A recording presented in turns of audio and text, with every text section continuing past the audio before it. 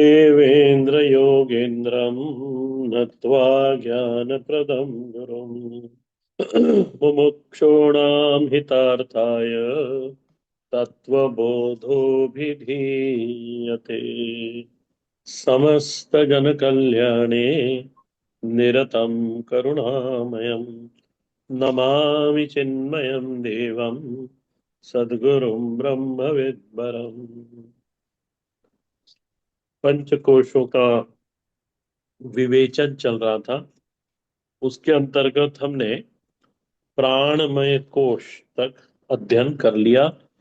प्राणमय कोश तक की हमने चर्चा कर ली।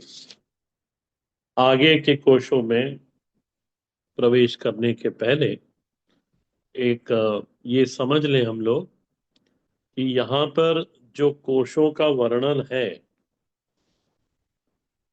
और वे आत्मदेव से संश्लिष्ट करके अपने आप को प्रकाशित करते हैं, ये स्पष्ट रखना कि ये पंचकोश आत्मदेव से संश्लिष्ट। संश्लिष्ट शब्द का अर्थ होता है चिपक कर, सन्निधि में।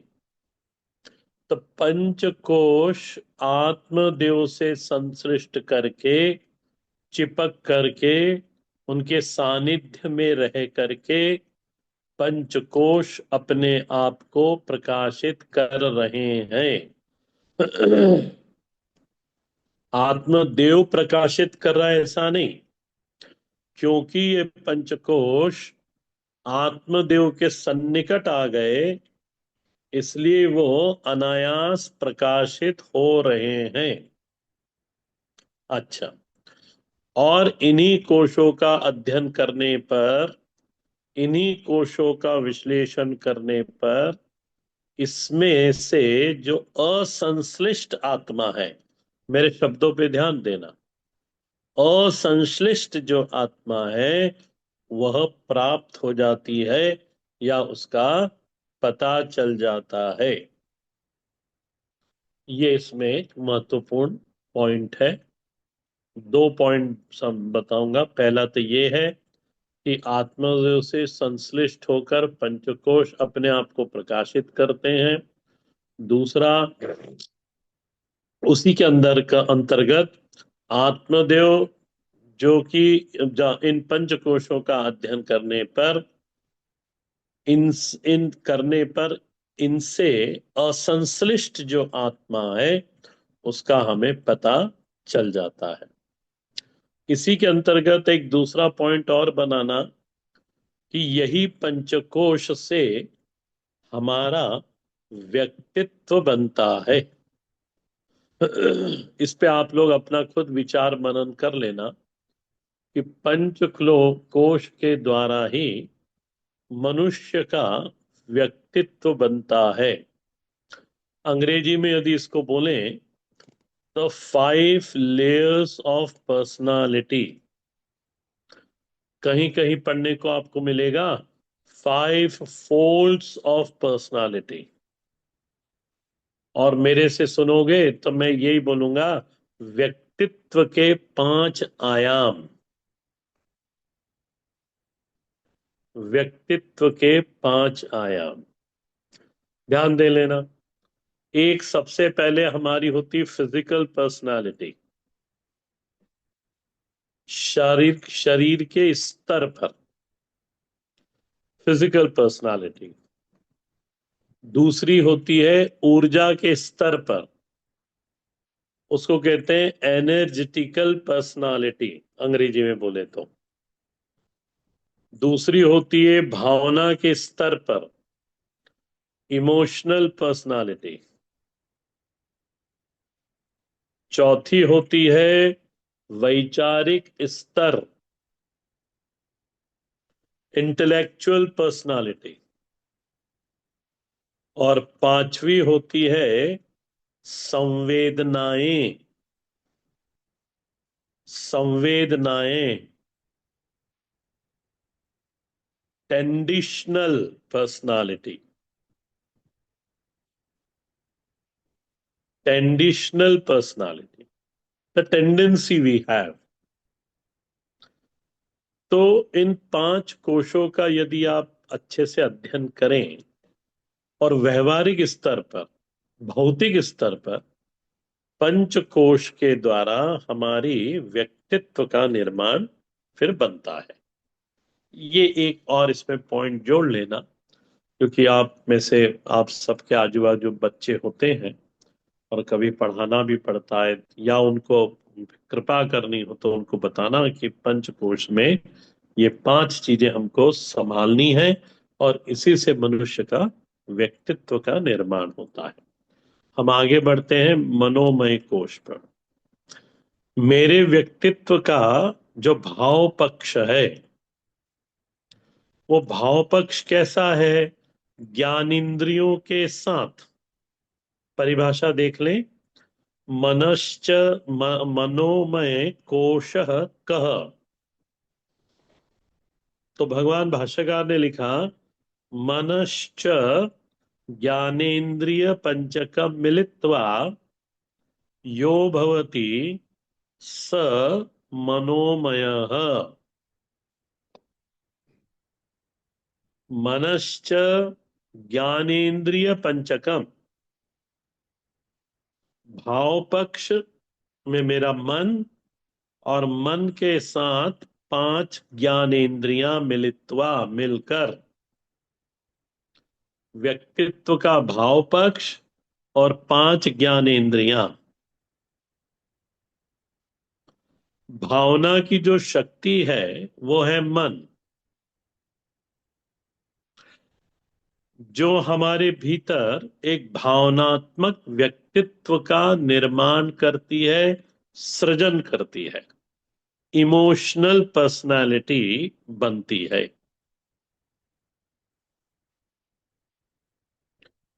ये भावना की जो निर्माण है मनोमय कोश में, वो ज्ञानेंद्रियों के बिना संभव नहीं।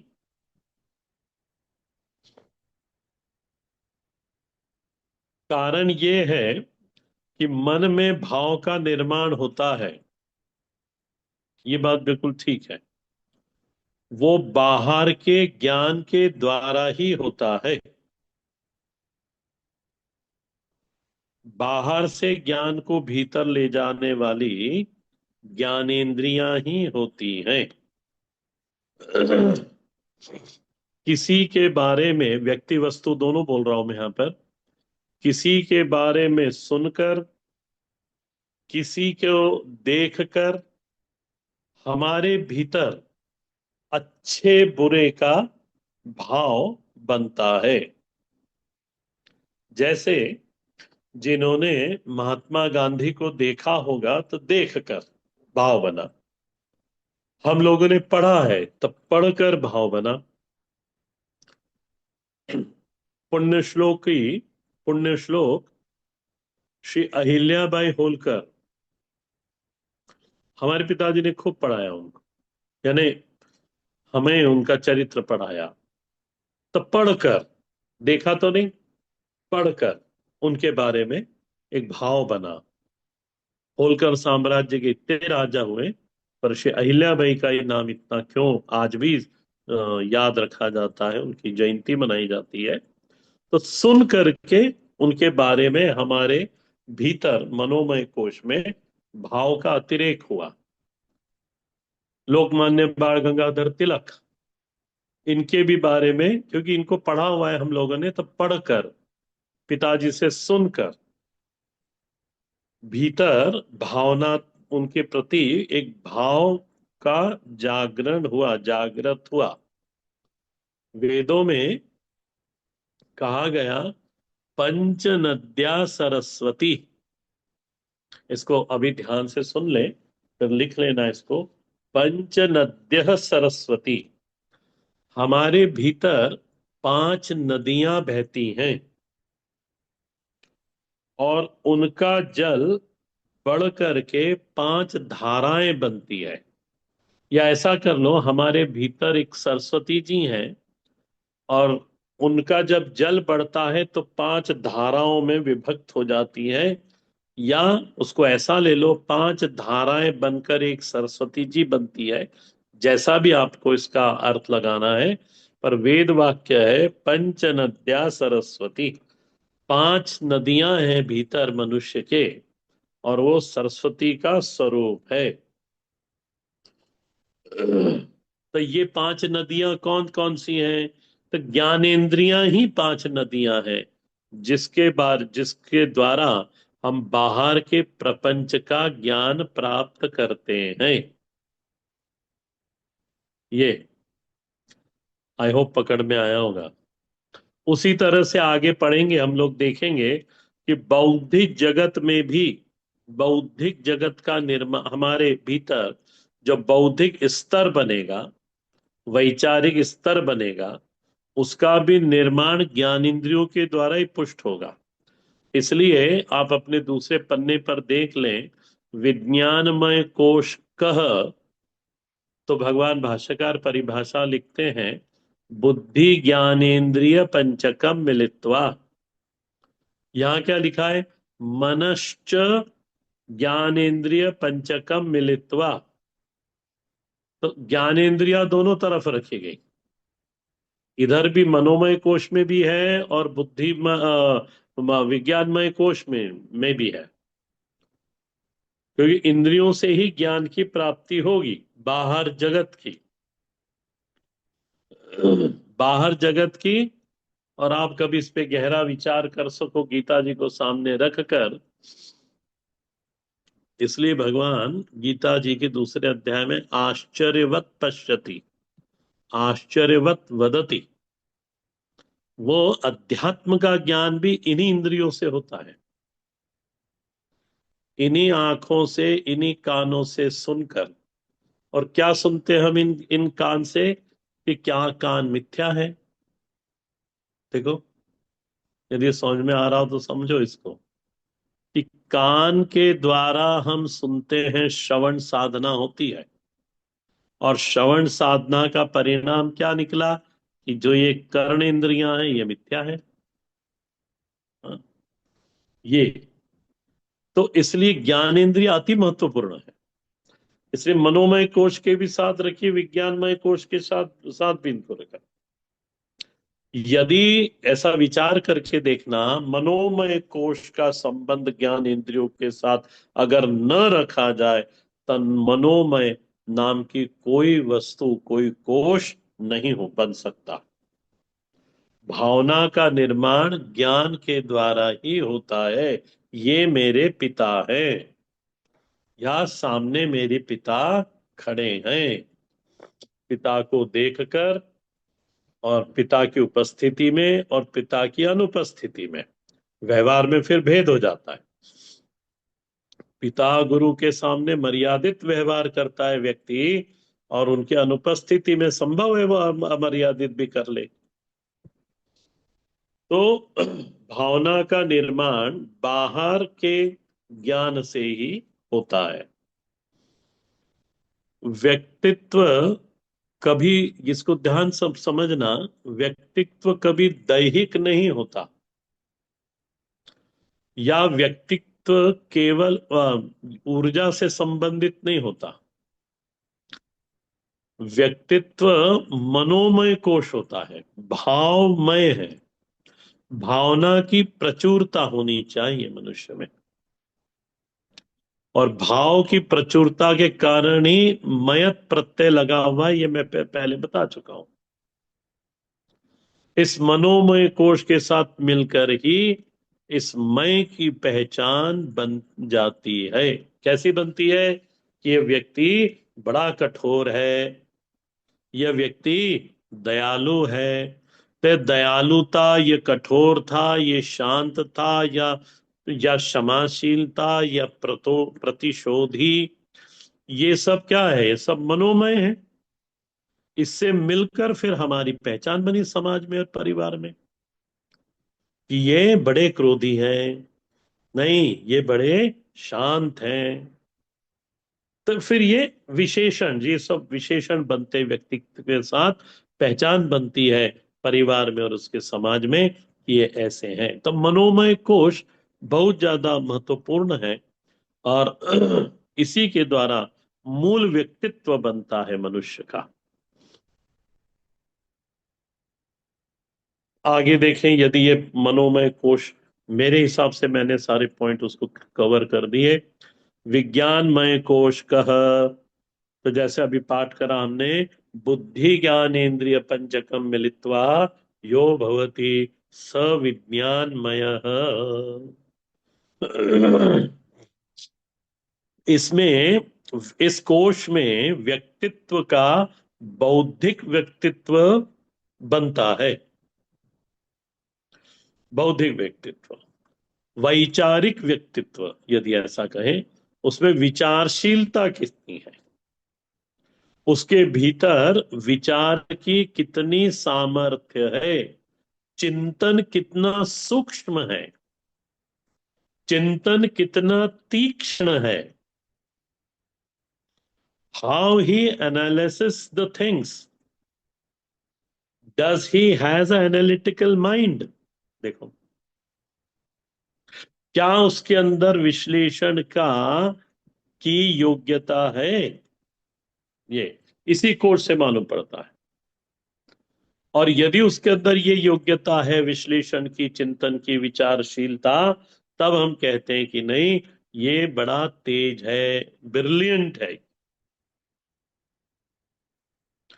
ब्रिलियंट है, तेज है, माने क्या? जिस विषय पर विचार करने लगता है, उस विषय के प्रति अज्ञान का भंग हो जाता है, और वो किनारे लगता है, माने परिणाम तक पहुंच जाता है। अच्छा, हर व्यक्ति के भीतर विज्ञानमय कोश होता है, परंतु इसके स्तर अलग अलग होते हैं।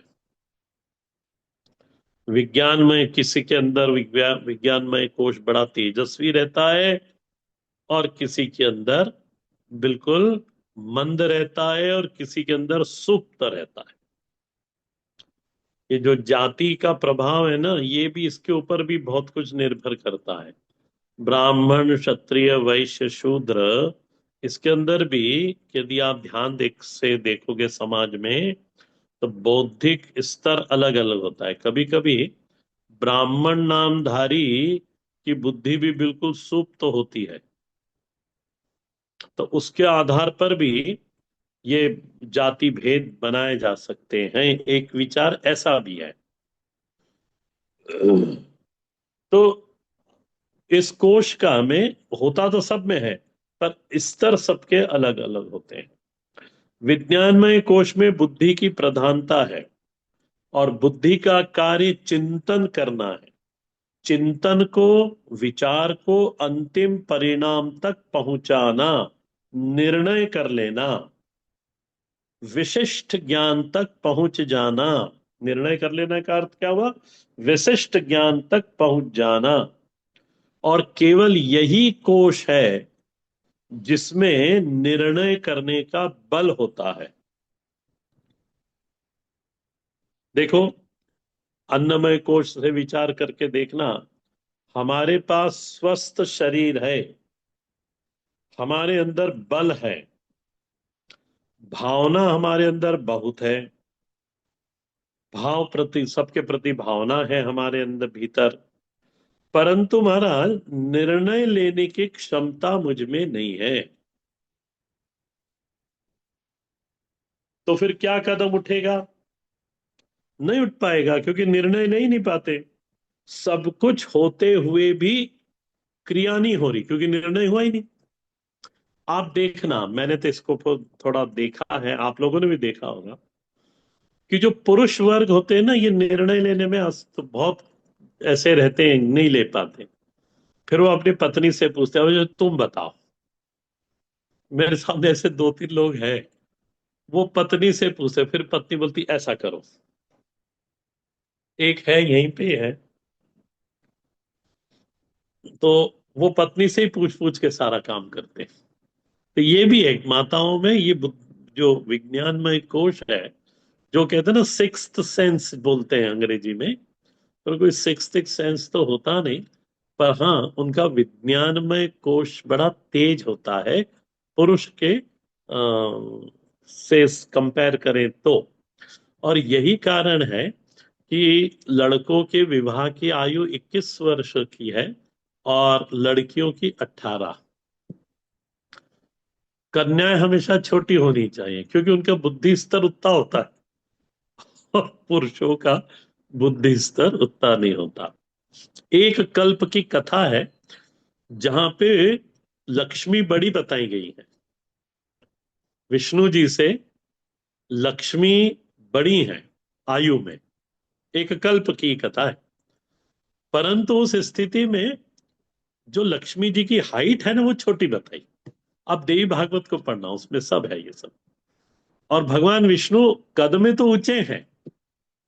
अब रेवती जी को देखना, बलभद्र जी की पत्नी श्री रेवती जी।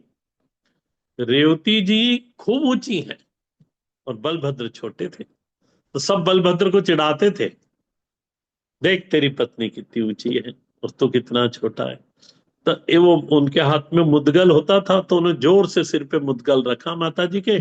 तो वो और अपना बल था उनका। तो वो जो क्या नाम बताया मैंने, वो छोटी होगी रेवती जी। आप कभी मथुरा नहीं, गोकुल के पास उनका स्थान है। और जब ये यात्रा करते हैं ब्रत 84 की, तब उनका दाऊ जी का मंदिर आता है। उसमें श्री रेवती जी ऊंची बताई और भगवान छोटे बताए। और उसी के बाद उसी के पड़ोस में दूसरा मंदिर है, उसमें रेवती जी और भगवान दोनों एक आयु के एक हाइट के बताए। तो विज्ञानमय कोश ये निर्णय लेने में बड़ा सामर्थ होता है।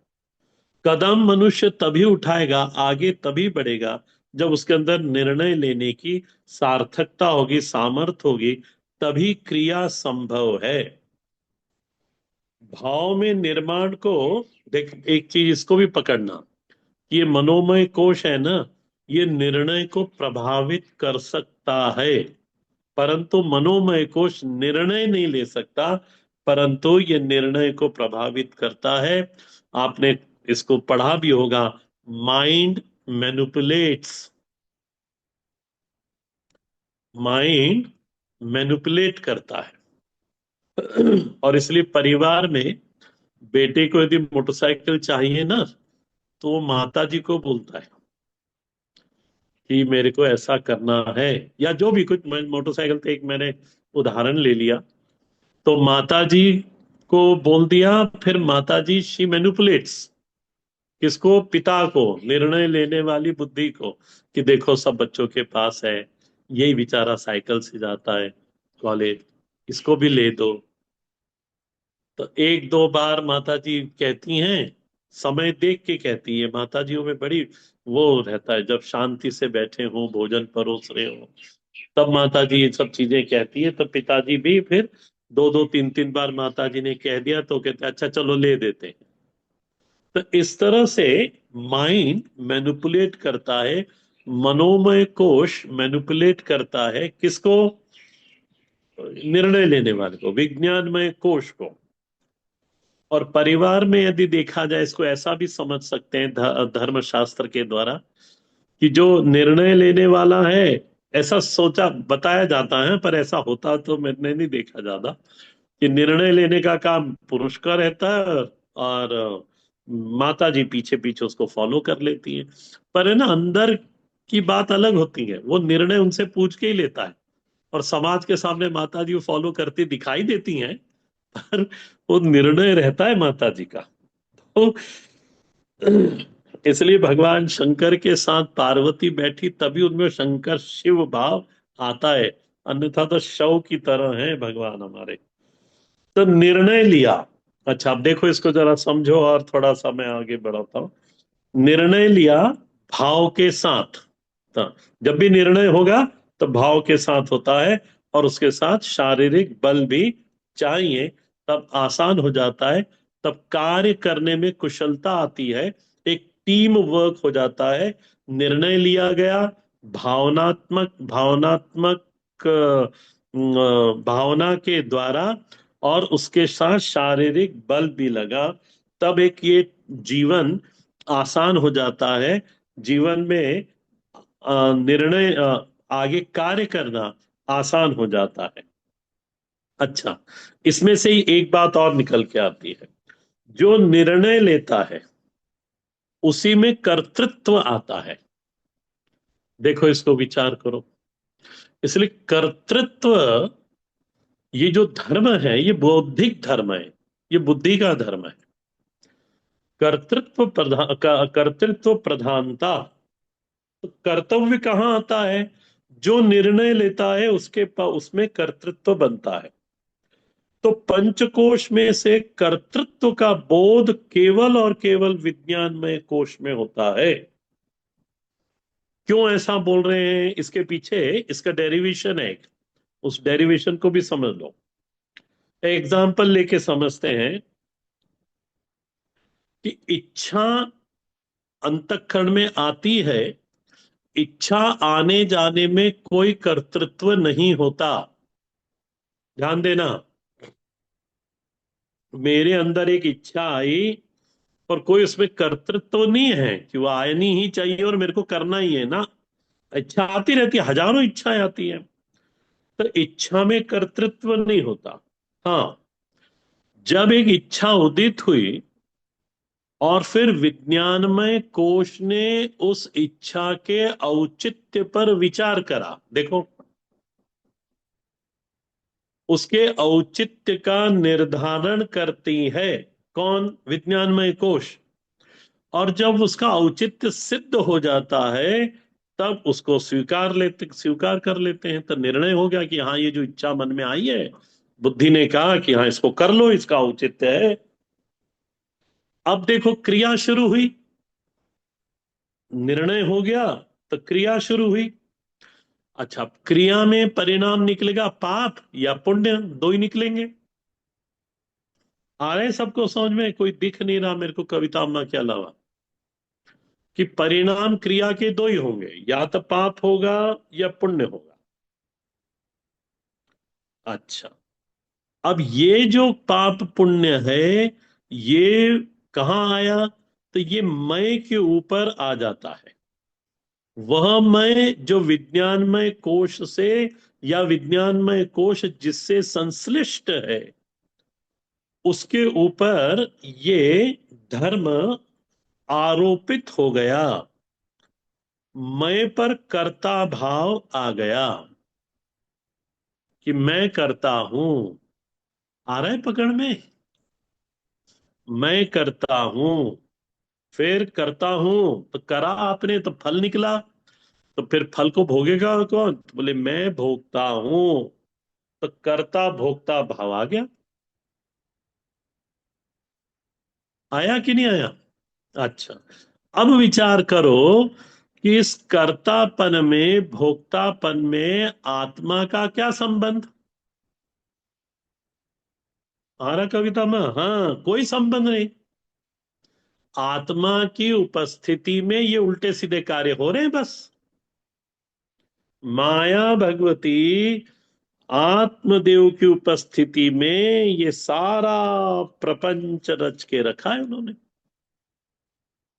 और फिर क्या हो जाता है? स्वामी स्वामी जी, हमने ये पुण्य करा तो उसका फल मिलेगा। स्वामी जी, हमसे ये पाप हुआ तो उसका फल हमको ये मिलेगा। बस महाराज, वो मनुष्य उसके अंदर मैं के ऊपर आरोपित कर लेता है और अपने आप को पुण्यवान बताता है या मानता है, और अपने आप को पापी मानने लगता है। बस फिर ये चक्र चल गया फिर। अब गीता जी का वो श्लोक पकड़ो, आपके पास गीता जी सामने रखी हुई होगी तो, 5वें अध्याय का 14वां श्लोक, अध्याय 5 का, मेरे ख्याल से वही होना चाहिए। अध्याय 5 का श्लोक नंबर 14। न कर्तव्यम न कर्माणि लोकस्य सृजति प्रभु, न कर्म फल संयोगम स्वभावस्तु प्रवर्तते। वही है। एक मिनट, मैं भी देख लेता हूँ। स्वभावस्तु प्रवर्तते। वही है स्वामी जी। हाँ, न कर्तृत्व कर्माणि लोकस्य सृजति प्रभु, न कर्म फल संयोगम स्वभावस्तु प्रवर्तते। ये स्वभाव क्या है? ये जबरदस्ती हमने, जो बुद्धि का धर्म है उसको मैंने अपने ऊपर डाल लिया। उसको मानकर बस हम इस संसार में बार बार जन्म मरण के चक्कर में पड़ रहे हैं। पाप का फल भोग रहे हैं या पुण्य का फल भोग रहे हैं। भगवान कहते हैं ये सब कुछ है नहीं, समझो, ये जो स्वभाव है यही अविद्या है। जितनी जल्दी हो सके इस अविद्या का नाश करके आत्मा में स्थित हो जाओ, उस आत्मा के यथार्थ को तुम जान लो। और मैंने एक बात कभी इस क्लास में कही कि नहीं मुझे याद नहीं, पर मैं हमेशा कहता हूं, महाराज जी कहा करते थे, उन्हीं के शब्द हैं। वो कहते थे कि जब तक कर्तृत्व का बोध है तब तक अपने आप को अज्ञानी ऐसा स्वीकार करना है। आया? जब तक कर्तृत्व का बोध है तब तक अपने आप को अज्ञानी ऐसा मानना है। क्यों? क्योंकि कर्तृत्व किसका होता है? बोले कोशों का, विज्ञानमय कोश का है। तो हमारा स्तर क्या है? विज्ञानमय कोश तक ही। हम आत्मा तक पहुंचे ही नहीं, विज्ञानमय कोश में ही भटक रहे हैं, और उसी में मनुष्य भटकता रहता है। ये जितने भी गोल्ड मेडलिस्ट हैं, ये जितने भी अपने आप को सो कॉल्ड विचारक लोग, बुद्धिमान ऐसा मानते हैं समाज के, इसलिए गुरुदेव कहते थे we all are university educated fools. क्यों? क्योंकि वो यूनिवर्सिटी में तो हमने गोल्ड मेडल पास कर लिया। अभी एक आए थे मेरे पास, वो पीएचडी हैं, गोल्ड मेडलिस्ट। तो उन पे ही चर्चा होके मैंने कहा अच्छा अब आप जाओ, मेरे क्लास का समय हो रहा है। तो वो यही यही यही है गुरुदेव जो कहते थे कि we all are university educated fool. हमें गीता जी की दृष्टि रखना है कि जितनी जल्दी हो सके इस स्वभाव को, स्वभाव इति अविद्या, इस अविद्या का नाश करके हम आत्मा को समझे कि आत्मा में किसी प्रकार का कोई कर्तृत्व नहीं है। आत्मा की उपस्थिति में ये माया भगवती बुद्धि के द्वारा कार्य किया करती है। हर हर महादेव। इसको देख लो, गीता जी का श्लोक नंबर 27।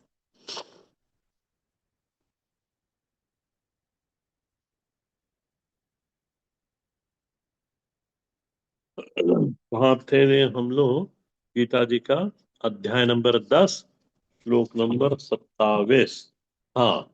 उच्च शवस, हाँ, उच्च शवस, उच्च शवसम अश्वानाम विद्धि माम अमृतोद्भवम। यही पढ़ना था।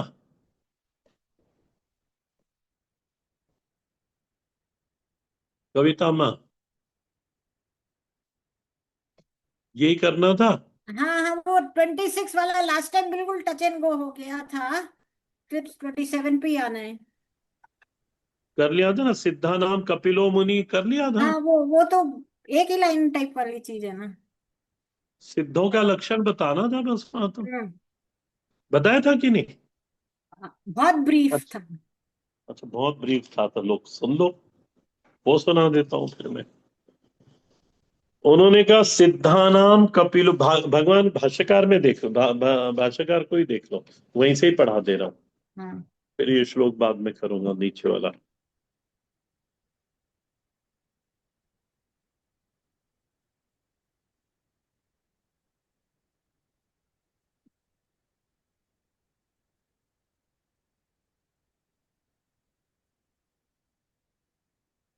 पीपल का पेड़ का बता दिया था आपने सब।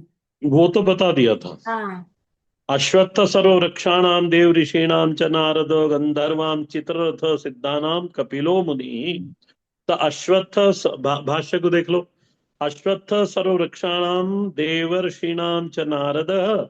अच्छा, ये नहीं बताया था क्या मैंने आपको कि देव ऋषि बहुत सारे होते हैं? तो सुन लो फिर इसको भी।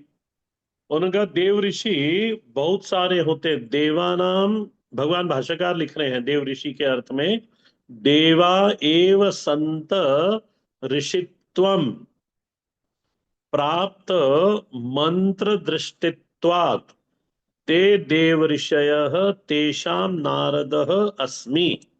मिला होगा? हाँ ठीक है।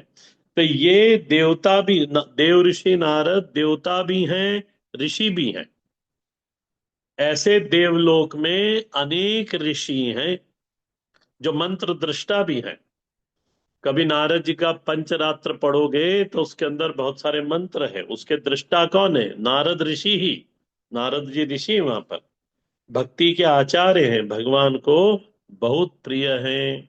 और फिर उन्होंने कहा गंधर्वों में जो गंधर्वों का राजा चित्ररथ है, बोले वो मैं हूं। भगवान प्रधान प्रधान विभूतियां बता रहे हैं ना, तो प्रधान में गंधर्व, गंधर्व का अर्थ होता है ये लोक है।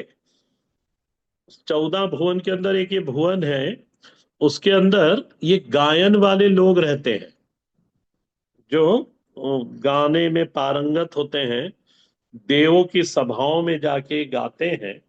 और जब पृथ्वी पर इसका प्रचार प्रसार करना हो, तो उन्हीं गंधर्वों में से एक आधा गंधर्व आकर इस पृथ्वी पर प्रचार करता है। तो गंधर्वाणाम चित्ररथ, चित्ररथ गंधर्वों का राजा है। तो भगवान जितनी भी प्रधान विभूतियां हैं उसमें अपने आप को बताते हैं। सिद्धानाम कपिलो मुनि, सिद्धानाम, सिद्धानाम का अर्थ करा जन्मना, जन्म से ही जिसको सिद्धियां प्राप्त है। एक सिद्धियां होती हैं जिसने हमने प्रयत्न करके प्राप्त करा, और एक सिद्धि होती जो जन्म से ही प्राप्त होती हैं। तो सिद्धानाम जन्मना एव। अच्छा, धर्म ज्ञान वैराग्य ऐश्वर्यातिक्षयम, अतिक्षयम, अतिक्षय ने जिसकी कोई इति नहीं होती। साधारण मनुष्यों में भी धर्म ज्ञान वैराग्य ऐश्वर्य होता है, पर एक सीमित मात्रा में होता है। परंतु जो ये सिद्ध लोग हैं, इनके अंदर पहले तो जन्मना होती है ये सिद्धियां, और अतिशय रूप में प्राप्त होती हैं। तो इन सिद्धियों, इन सिद्धों में मैं कपिल मुनि हूं। ऐसे बहुत सारे सिद्ध हैं, उसमें से मैं ये सिद्ध हूं, मैं भगवान कपिल हूं।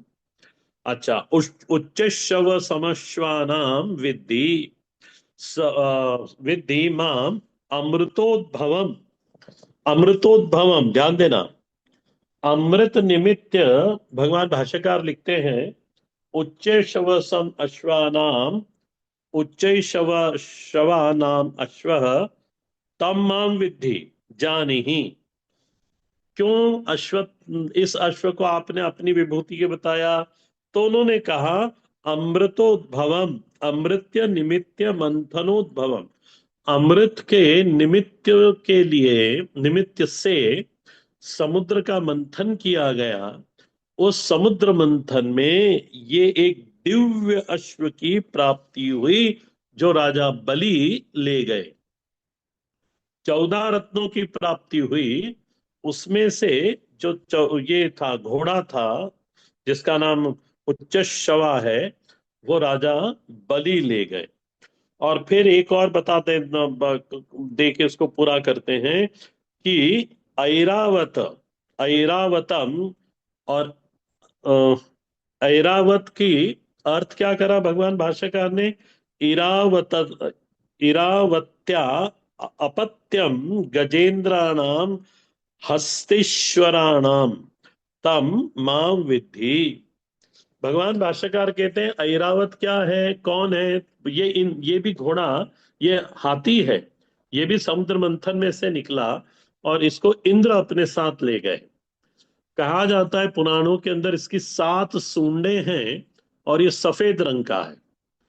अच्छा, इसकी व्युत्पत्ति अर्थ बताया भगवान भाष्यकार ने, इरावत्या अपत्यम, ये इरावती का पुत्र है, और गजेंद्रों में राजा है, सॉरी, गजों में राजा है गजेंद्र।